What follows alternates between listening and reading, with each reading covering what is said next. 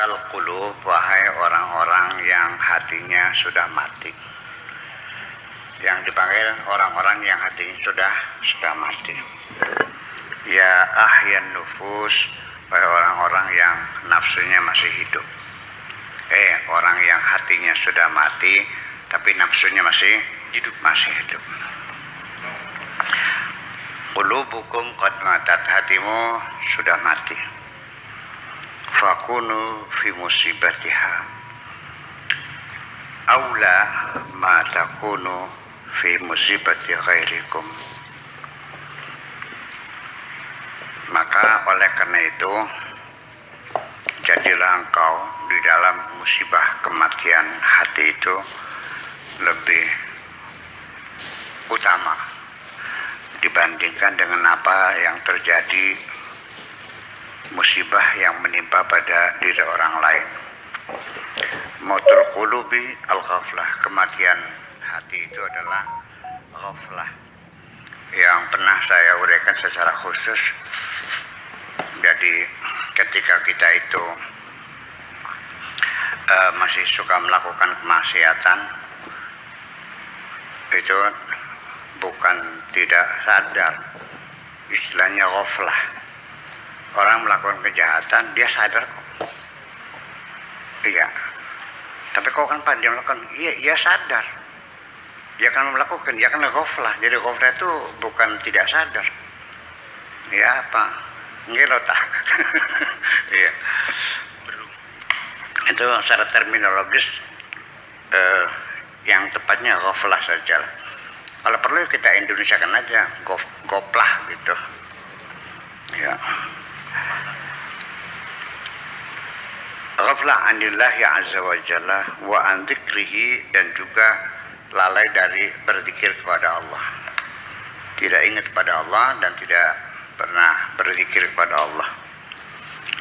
Faman arada minkum ayyuhya qalbahu, siapapun di antara kamu bila ada yang ingin menghidupkan kembali hatinya, falyatruk fihi dzikrul haqqi azza wa jalla, maka titipkanlah di dalam hatimu zikir kepada Allah.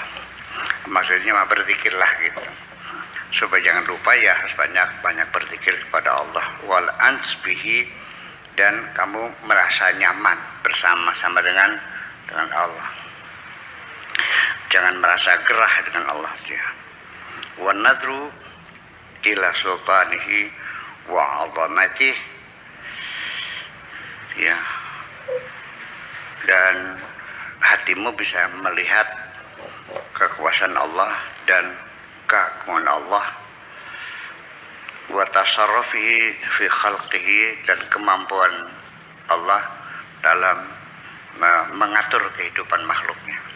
Itu yang diingat adalah kebesaran, keagungan, dan kekuasaan Allah untuk mengatur kehidupan makhluknya ini. Ya gulamu, wahai anakku, saya kira begini,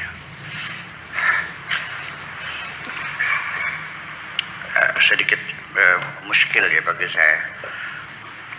Lupa, lalai, beda ya. Lupa, lalai, nggak ingat, nggak tahu, kelalen, beli weruh, lagi. Itu beda. Begini persoalannya. Kamu beriman kan? Percaya sama Allah kan? Yakin ada surga dan neraka kan? Pengen masuk surga tapi masuk neraka. Kalau masuk neraka mau nggak? Nggak mau. Tapi kenapa sehari-hari kamu masih doyan melakukan kemaksiatan? Katanya kan masuk surga. Tapi kenapa Anda tidak terdorong untuk berbuat kebaikan-kebaikan? Sekalipun Anda ingin berbuat kebaikan dan ingin masuk surga dengan kebaikan-kebaikan itu, sehingga Anda rajin berbuat baik, di tengah jalan diselewengkan makna kebaikan dari pikiranmu itu. Oh, ini mah jangan, orang hitam, jangan dibantu, kata setannya gitu. Nah ini mah agamanya lain, jangan dibantu, nggak ada pahalanya soalnya. Nah ini jangan dikasih makan biar lapar juga, soalnya itu kaman judi. Terasa nggak begitu? Terjadi penyelewengan di tengah jalan. Nah, ya. Ketika engkau akan membantu, kan tetap diselewengkan. Nggak perlu sekarang, Kak.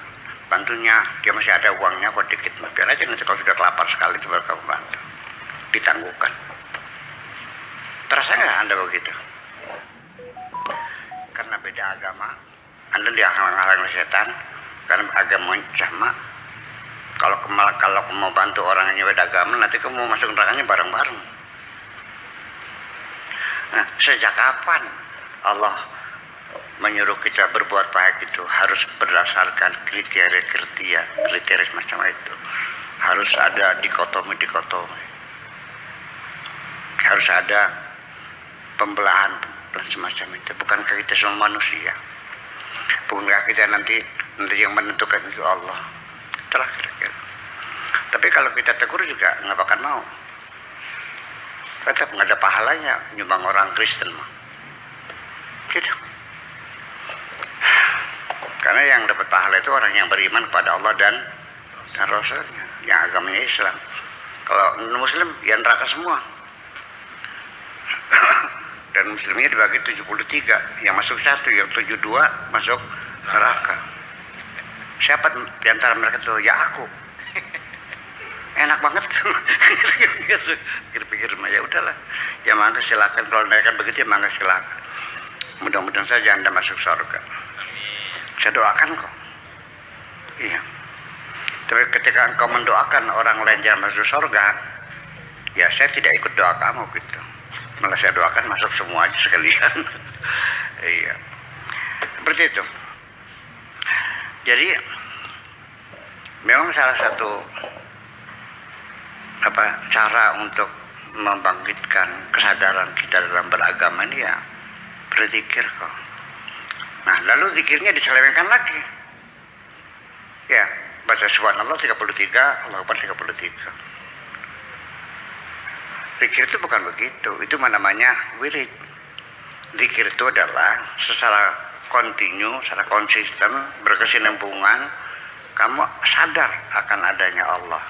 Dan sadar bahwa segala perbuatan itu dikontrol oleh Allah. Itu yang penting. Kalau baca subhanallah 1000 itu namanya wirid. Kalau baca bismillah berapa?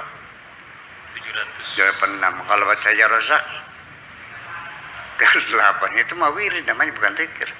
Kalau zikir mah ya tidak membaca seperti itu. Adalah kesadaran dan dalam diri kita sendiri bahwa segala gerak-gerik kita, bahkan sampai gerak-gerik hati kita semuanya terkontrol oleh Allah. Saya kira seperti itu. Alladzina yadhkurunallaha qiyaman wa qu'udan wa 'ala junubihim wa yatafakkaruna fi khalqis samawati wal ardh. Dan berpikir artinya selalu mencari, selalu melakukan eksperimen, meneliti tentang apa saja yang ada di langit dan yang ada di bumi, bereksperimen, terus mencari dan mencari. Apa yang mendorong kamu mencari adalah karena penasaran yang ada pada dirimu. Ada perasaan kepengen tahu, namanya curiosity. Jadi kalau kamu tidak kepengen tahu, ya nggak bakal mencari. Dan ini saya kira hilangnya semangat ingin tahu, semangat bereksperimen karena tidak munculnya rasa ingin tahu. Tidak munculnya rasa ingin tahu karena Anda terjebak dengan tekstual. Anda dengan bangga Allah Maha Tahu, selesai, jadi kamu nggak pengen tahu lagi, kan begitu persoalannya.